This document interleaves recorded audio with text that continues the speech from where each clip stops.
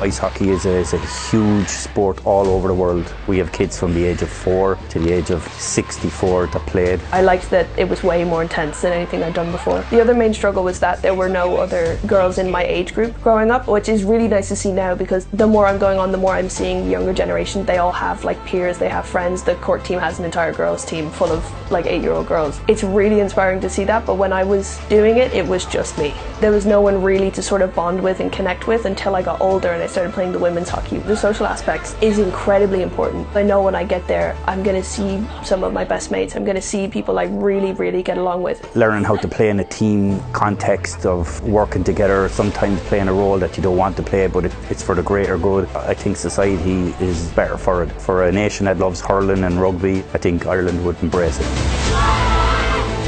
The challenge we have is facilities. We got to travel to Belfast. It's usually a 3.5-hour drive to get there. We spend an hour to 2 hours on the ice. We get very little ice time, so for an hour and a half we're travelling 7 hours. Sometimes I'll have school the next morning as well, and we arrive back very late. It's tough going, but we have a dedicated bunch of kids.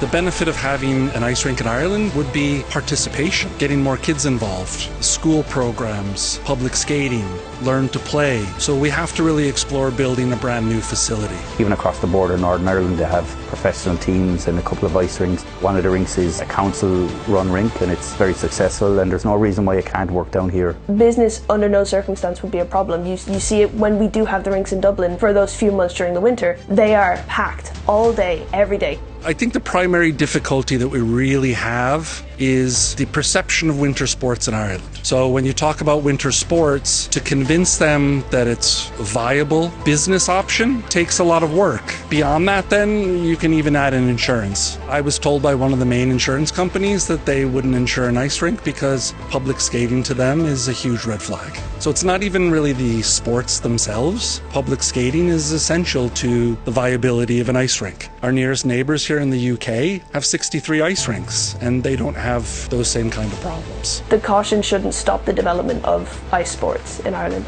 We have investors to build an ice rink, so we have the money. Really what we're looking for is government backing and a little bit more political support that would push this project forward. We need a rink to open so that more and more kids can play and ultimately represent their country on the international level. If we had that ice rink, that would give us the opportunity to play at a World Championship, and it would just be a lot easier to get the training in preparation for these tournaments. Build up maybe even a league, so I think that would be the big step that we really need to take right now. Some of these kids are on the verge of going to college, and we want to keep them interested and know that when they come back that there is actually going to be facility, a league, a programme, progression that they can play and train for their country at reasonable hours and less driving and more ice time. That's the end goal. We just need that little bit more support from our governments. It would make a phenomenal difference.